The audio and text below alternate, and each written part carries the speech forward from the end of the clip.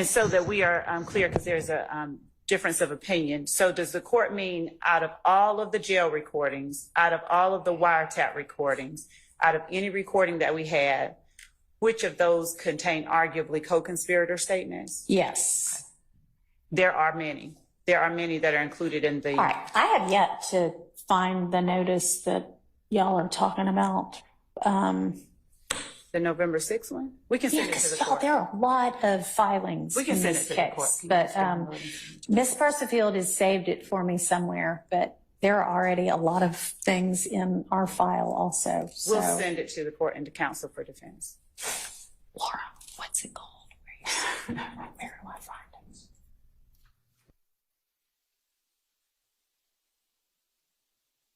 it? Telling y'all this right now. Don't turn on this judge because she's denying a bunch of stuff. I'm telling you, this is all set up by Steele. Gotta get rid of that. To basically get his appeal on and his retrial on just in case. But that's kind of funny because, remember, YSL said we win in this case. But let's get into what actually happened today. There was no court, but there was a whole lot of court. Let's do it. Listen, sometimes there's a W and an L. I'm going to tell y'all what's going to happen tomorrow. Y'all not going to like it, but it is what it is. State of Georgia versus Jeffrey Williams. Defendant. Order denying Defendant Williams' motion to disqualify lawyers Love and Hilden. Defendant Williams asserts that prosecutor and attorneys Love and Hilden must be disqualified from the case because they are critical witnesses in the case.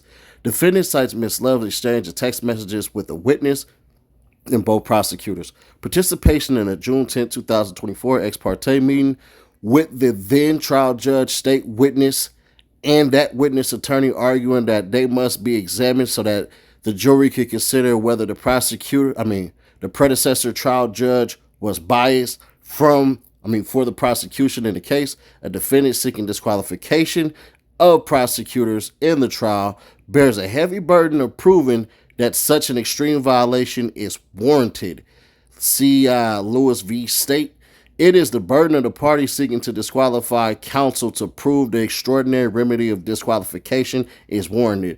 Under Rule 3.7 of the Georgia Rules of Professional Conduct, the party moving for disqualification of a lawyer must generally show that the lawyer is likely to be a necessary witness by demonstrating that the lawyer's testimony is relevant to disputed material questions of fact and that there is no other evidence available to prove that those facts, Clough versus Richello, cleaned up, emphasis added, and our appellate courts have instructed that the practice of permitting counsel for a party to be called as a witness should be discouraged and a matter of compelling need only.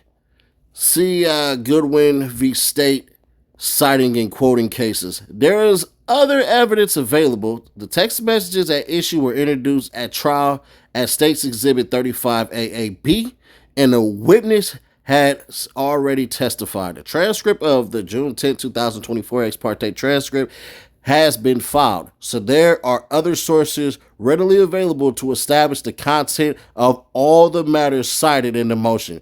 Defendant argued orally that he must be able to probe why the prosecutors did what they did and said what they did, and only the prosecutors can provide that information. However, why the prosecution may have engaged as they did is not a relevant, much less material fact for the jury consideration in its determination of this action OCGA 24-4-401 on the question of any potential bias of the predecessor judge for or against either party. A relevancy and materiality evaluation order OCGA 24-4-401 yields the same result. Upon consideration of defendant's motion, the state's response or argument thereon, and the applicable law, defendant's motion to disqualify prosecutors Love and Hilden because they are allegedly necessary witnesses in this trial is denied. So Brian still fires back today in response of him getting denied, and he says this: Comes now, Mr. Jeffrey Williams, by and through undersigned counsel, hereby files this motion for jury instruction in the above referenced case. In support of this motion, Mr. Williams shows as follows. Mr. Williams is innocent of all charges in the above referenced indictment. But the second thing, and y'all try not to laugh on this one, this is hilarious, it's sharp, but there's no way in hell the judge is going to allow this. In light of the recusal of Judge Glanville, Mr. Williams respectfully requests this honorable court provide the following instruction upon the return of the juror to court for trial. Ladies and gentlemen, Judge Earl Glanville is no longer the judge presiding over this case for which you have been selected and sworn to try. Judge Glanville was removed as the presiding judge in this case. You are not to concern yourself with this change in a trial. None of the decisions of the court and nothing that any judge says is evidence. The decision and remarks of a judge do not mean that the judge favors or leans to one side or the other in this case. You are to disregard any comments made by Judge Glanville that were disparaging of the defense lawyers in this case to maintain the integrity of the jury system. I remind you that you must decide this case based only on the evidence admitted during the trial and the law I will explain to you, which isn't bad, but basically whatever the judge said about me not being prepared, basically, watch this clip. This is the second time that this honorable court in front of the jury has addressed me inappropriately and wrongly. Second time. The first time I gave the state discovery of a song from a Super Bowl weeks before. There was an objection. You assumed that I didn't give it to the state. I didn't want to embarrass the court. So you were yelling at me and saying, do you understand me? Do you understand me? And instead of saying, do you understand that you're wrong? I sat here and I said, yes, Your Honor. That was to protect the integrity of this courtroom and the court. Now you say in front of the jury how unprepared I am. I am not unprepared for anything. Okay, I have Mr. no. Steele, I need to make Mr. a Steele, record. Your Honor, Mr. Steele, wait a second. Record. When you keep delaying, okay, and that's what's happening to the court. You keep delaying and elongating and pushing out these particular our ability to present a seamless case in front of the jury. That's my purview as a judge. And I've asked you a number of times, you and your colleagues on both sides, to go ahead and listen to whatever it is you need to do, prepare me as needed. Now, I asked you those two particular questions because if they've turned over the audio to you in discovery and you've listened to them already, then you either have an objection or you don't have an objection. And I was trying to solicit from you whether or not we could just go ahead and just hear it.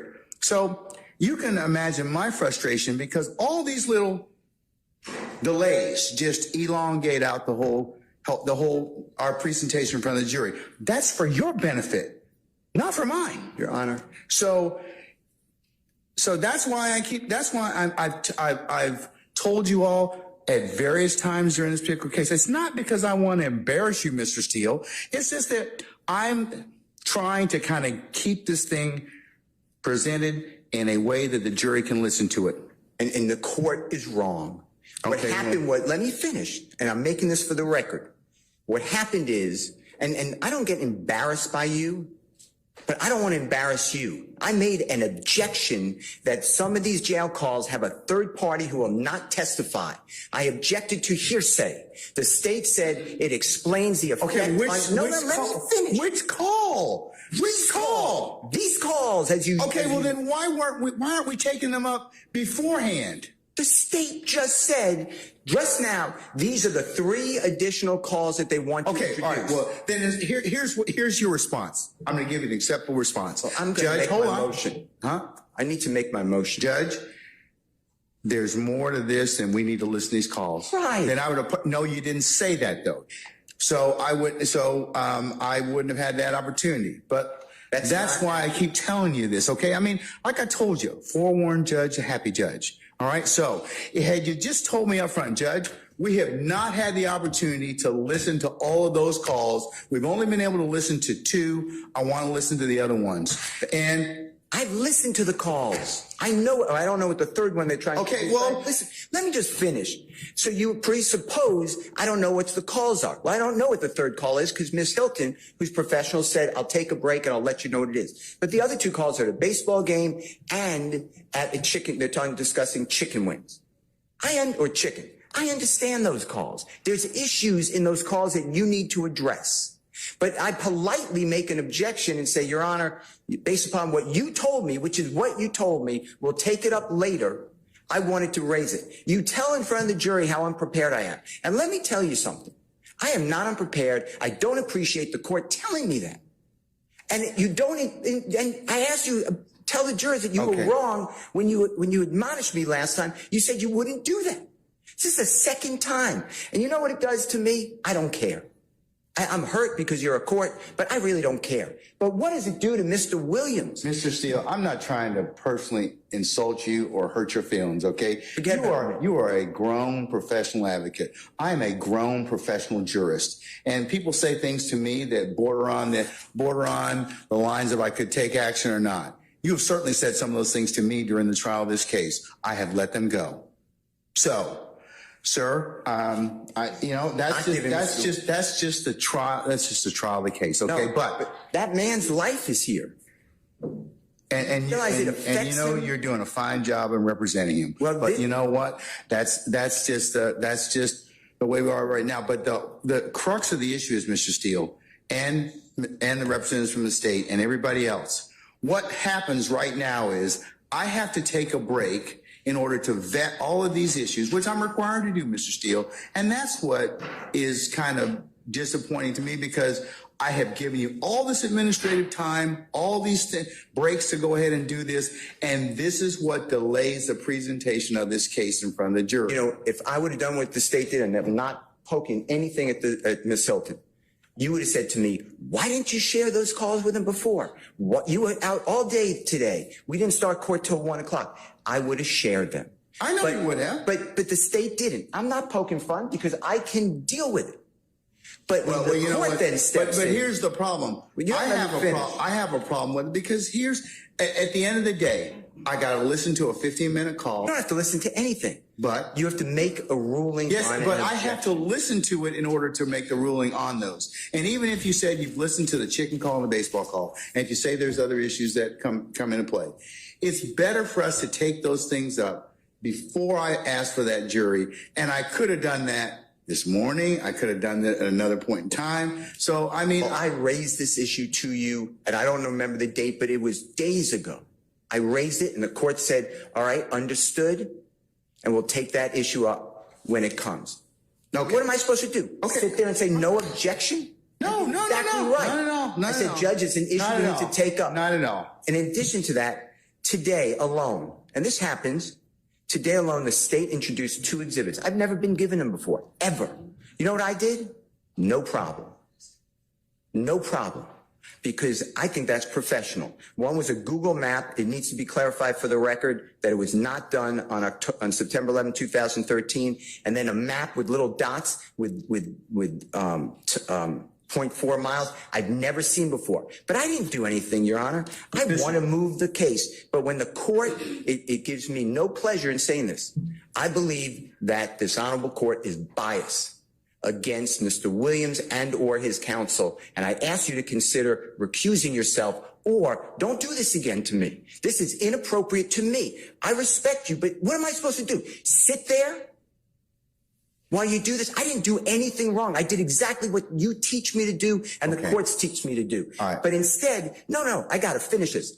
Then I get told to this court says by Prosecutor Love that I'm not being candid with the court and I'm misrepresenting because Mr. Bean never went to the hospital at Grady on September 11, 2013, and Miss Love has a document on the desk to prove it. I sat right in front of Your Honor at the table, at the bench, and I said, I'd be careful what you say. That's not accurate.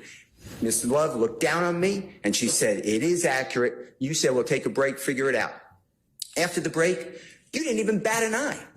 Ms. Love said, yeah, I was totally wrong. Mr. Steele's right. He was taken to Grady. If I would have done that, and called another member of the bar disingenuous, not truthful, no candor, and misrepresenting, you would have had me yelling in front of a jury.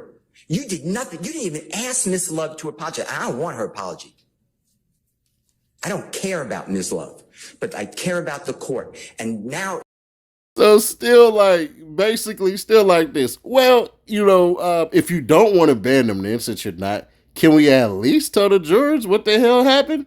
So on August 1st, 2024, defendant Williams petitioned the court for a certificate of immediate review of this court order of the same date denying defendant's renewed plea and bar motion to dismiss General Demure. Having considered the request and the applicable standard, the court denies defendant petition for a certificate of immediate review, so ordered this first day of August 2024. Now, still try to reopen something that essentially Glanville had closed down, and then he tried to get it back open again with Judge Whitaker. And I really believe she's actually trying her hardest. I will be fair to that. I'm not going to sit up here and disparage her or anything like that, and I would hope y'all hold off reservation. Hope y'all hold y'all reservations. Let's understand something, right? When it comes to the ex parte meeting, right?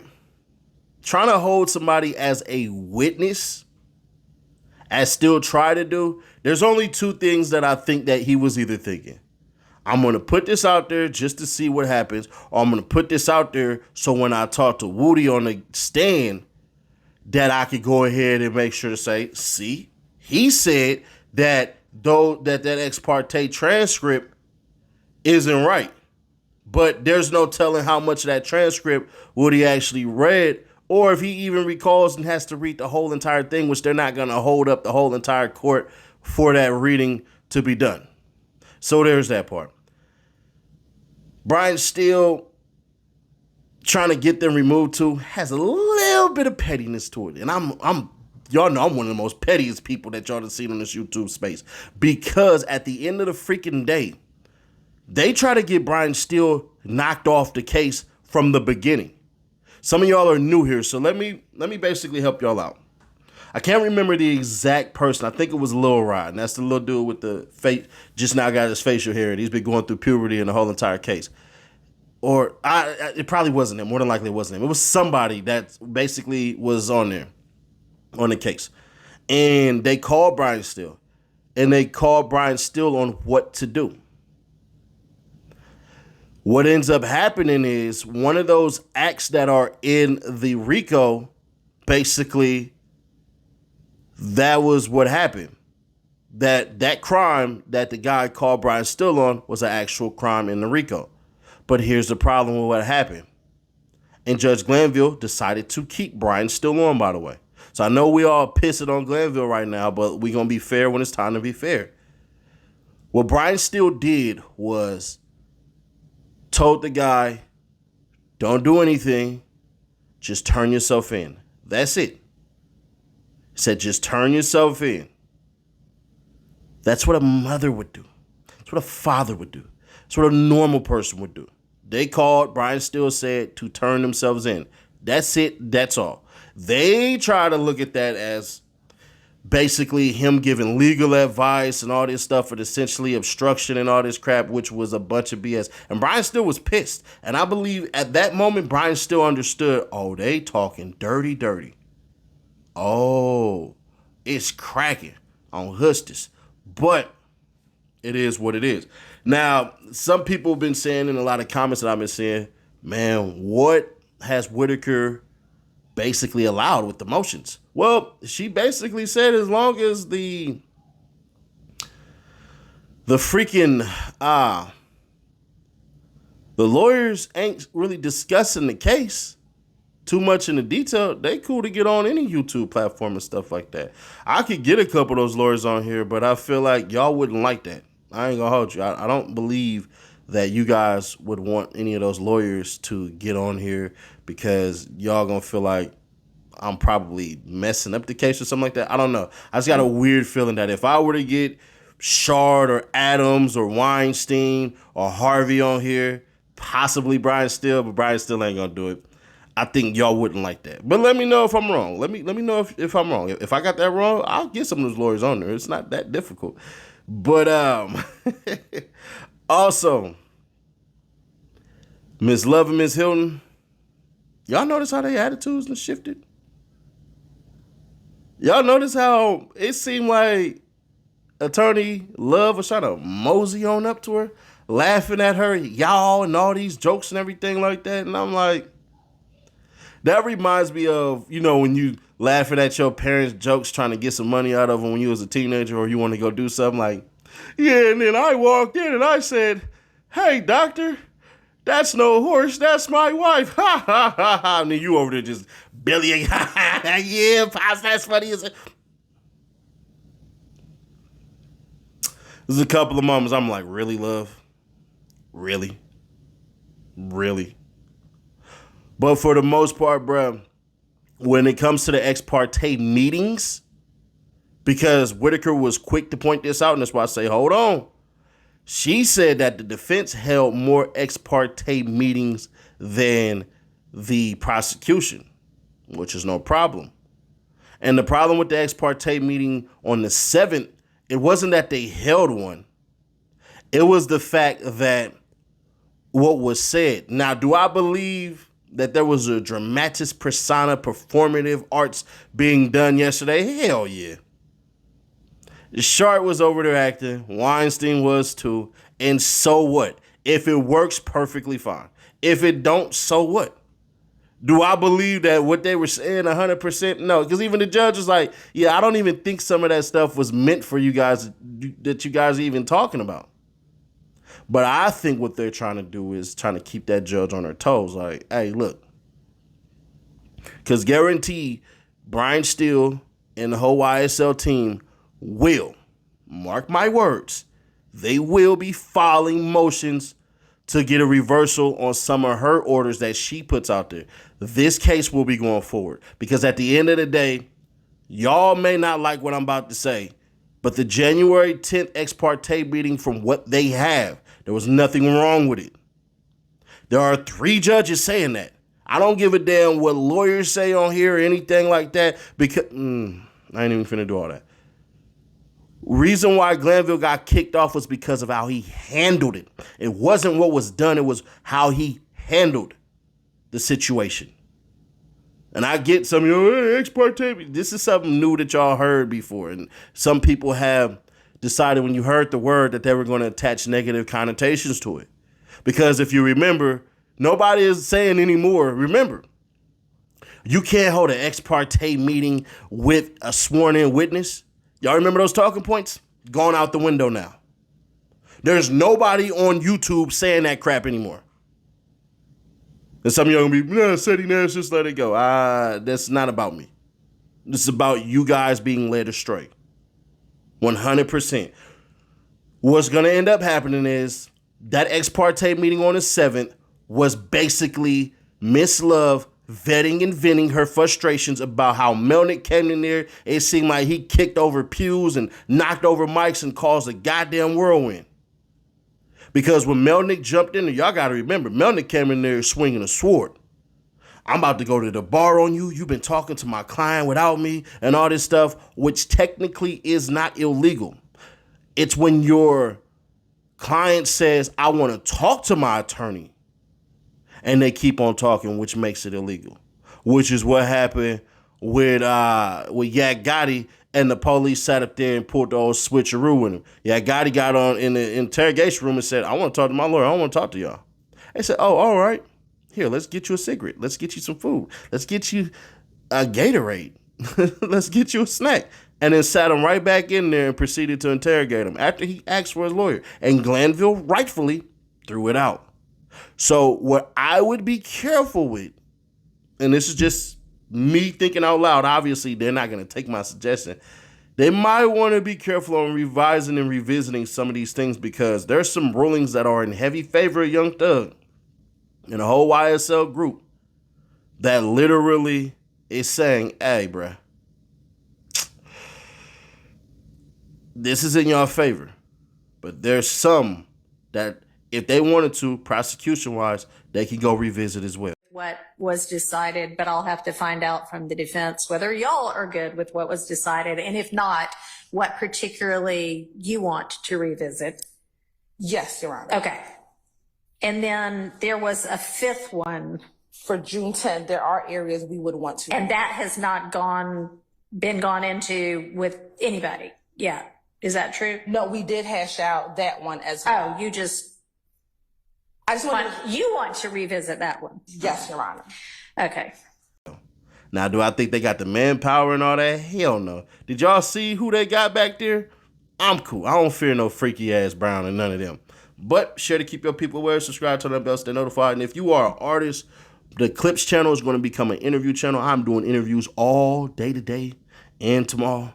So if you want, hit me up on Twitter at Real Seti Nash. Holla at me and we'll get to it. After that, I'm about to create a Seti Nash Clips Instagram, and then y'all can holla at me through there. But until then, we got court tomorrow. I expect her to deny a whole bunch of stuff tomorrow, and it's going to piss a lot of y'all off.